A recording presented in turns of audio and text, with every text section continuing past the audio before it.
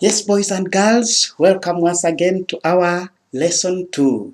Before I start off with lesson 2, I have an activity for you, and these questions are got from the first lesson I introduced to you about foreign influence. So before I introduce my lesson today, you will first attempt these questions. Okay? Yes, they are there. Who are the first group of foreigners to come to Uganda? In which way? Okay, I'm not going to read them. First, answer those questions. Then I will welcome you to question number. I will welcome you to our today's lesson. You start with the activity above. Okay? Okay, boys and girls, you are welcome to lesson number 2. Lesson number 2 in social studies. In social studies. And in this lesson, we are going to look at the contributions of the Arab traders. Contributions of the Arab traders. Why the Arab traders are remembered in Uganda. The good things and bad things about the Arab traders. Okay? Yes, thank you so much. Andy, this platform is brought to you by our very own Chisembo Abraham, the one who loves you so much and misses you. I love you so much, but I know what one day we shall meet, and I know you did my work very well. Okay, contributions of the Arab traders. Contributions of the Arab traders. Contributions of the Arab traders shall begin with positive contributions or positive effects. We mean the good things about the Arabs. Why are the Arabs remembered in Uganda? Good things. One, the Arab traders introduced the first form of money called cowrie shells. The Arabs introduced the first money called cowrie shells. Spell the word cowrie, you first write the word cow and add R-I-E. It was a form of money. Remember, I had told you that in Uganda, people used to do barter trade, exchange of goods for goods. So these people introduced the first form of money, which is good. The Arabs introduced Islam in Uganda. They introduced Islam in Uganda. It means that without the coming of the Arabs, we will not be having Muslims. So they did good to come. They introduced Islam in Uganda. The Arab traders introduced zebu cows. I'm going to show you the next slide the zebu cows. These are short-horned cows. Remember the Batways had introduced long-horned cows. These ones introduced short-horned cows. Hornless, no horns, no horns. Yes. Then the Arabs introduced new crops such as rice and cloves. They introduced new crops such as rice and cloves. Why do you remember the Arabs? They introduced a new form of money called cowrie shells. They introduced Islam in Uganda. They introduced zebu cows. They also introduced, what have we said? They also introduced new crops such as rice and cloves. In P6, you'll study about cloves. Okay, the Arabs introduced new skills of building houses using stones. Like in our class, Block A, on the ground there you find stones decorated. Even on some of your buildings, there are stones on the wall. They are well designed. That art was brought by the Arabs. Then the Arab traders led to the development of new culture. New languages were formed. Which language was formed? Kiswahili language and Arabic. Remember our brothers and sisters in Islam, they study in Arabic. They pray in Arabic. So that was new languages. Then they introduced new items of trade. I showed you the items of trade such as the beads, the guns, the plates, the caps, clothes. All those ones were introduced by the Arabs. I want to show you cowrie shells. That was money. You could go with that shell to the shop and buy something. That was money, the first money to be used in Uganda.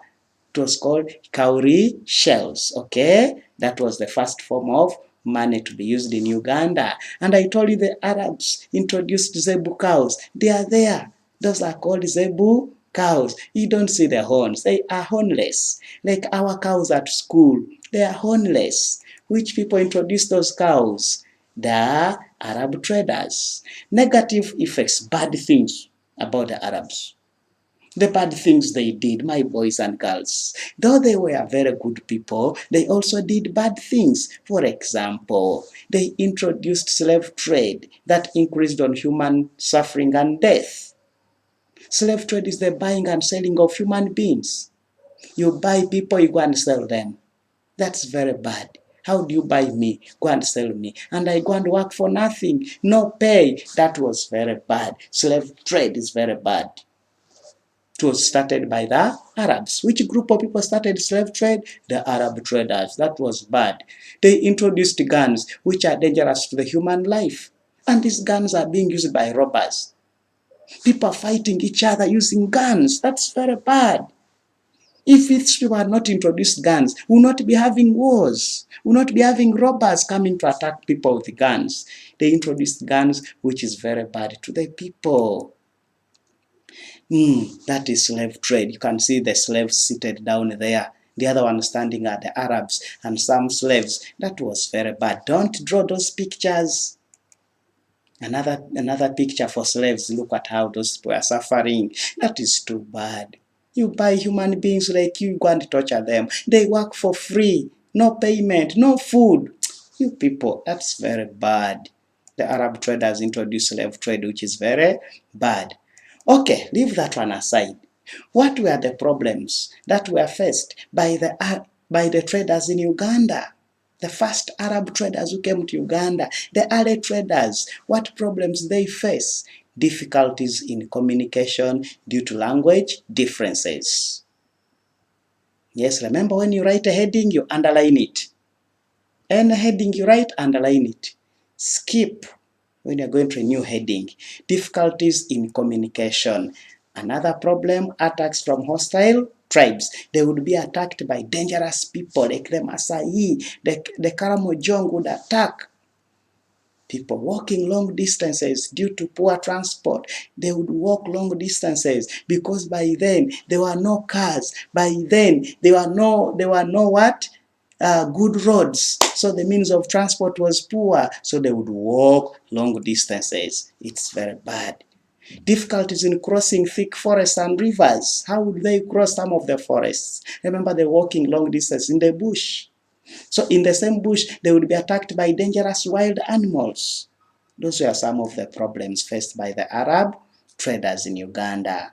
Attacks from tropical diseases. Attacks from tropical diseases. They would be attacked by tropical diseases such as malaria.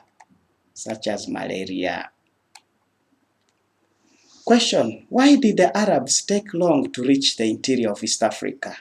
Why did they take long to come to East Africa, to Uganda, not East Africa, to Uganda here? They stayed at the coast for a long time. Why did they take long to come to Uganda? They feared attacks from hostile tribes. They feared that if we go to Uganda deep inside here, the interior means the inside part. So they said if we go in the interior, we can be attacked. We can be attacked. Said no. Fear to be attacked by hostile tribes. Then fear to be attacked by tropical diseases. Another reason, fear to be attacked by dangerous wild animals. And then there were no clear routes from the coast to the interior of East Africa. The road network was poor. No roads. Where should we pass? So they first stayed there. So those are reasons why they took long to come to Uganda.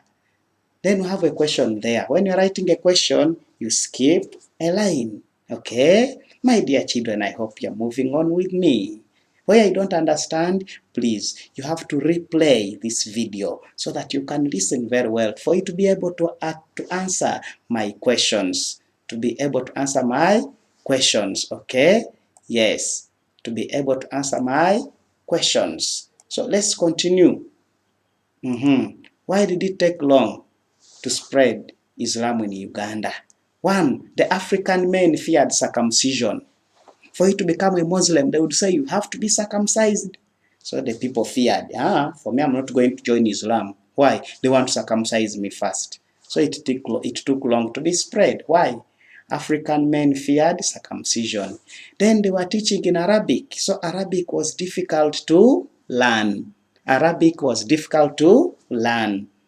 Another reason why it took long for the Arabs to spread Islam in Uganda, Arabs were more interested in trade other than spreading Islam.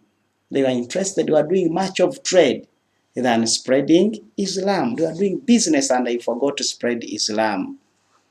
The Arab traders were rude, unfriendly to the Africans. The Africans said, we shall not join your religion. After all, you are rude. You are carrying out slave trade, but you want us to join your religion. That was very bad. Even if I were there, I would not join. How would you make me a slave? Then you want me to join your religion. That was very bad. So, boys and girls, I have an activity for you. The first question is there. Who was the first Arab to come to Uganda? Another one, give the meaning, give the main reason for the coming of the Arab traders. How helpful was Sir Samuel Baker to the Acholi people? I want to say about question number 3. This man called Sir Samuel Baker, when he saw that these people are doing slave trade in northern Uganda, in Acholi land, what did he do? He brought his soldiers. He brought his army and put it in Acholi land in northern Uganda. And those soldiers would chase the Arabs, especially the group of people called the Karatumas. They used to attack northern Uganda for slaves. So he put there the soldiers and chased away the slave dealers. So how was he helpful to the Acholi people? He said, Sir Samuel Baker helped to stop slave trade in Acholi land. He fought against slave trade in Acholi land. Then we have question number 4. Name the first form of currency or money to be introduced in Uganda. I gave it to you in the first video. Mention 3 contributions of the Arab traders in Uganda. Contributions. Why do we remember the Arab traders? Give 2 reasons why Islam took long to be spread in Uganda. So this marks the end of our lesson 2. I shall welcome you to lesson 3. Okay? Remember, this program is brought to you directly by your very own Chisembo Abraham, handling social studies. I have my colleagues handling other subjects. Okay? Do our work very well, because when you come back, we shall give you a test. If you pass it, you get promoted the next class. Any inquiries? Those are my phone numbers. Call me. God bless you. Bye-bye. Bye-bye.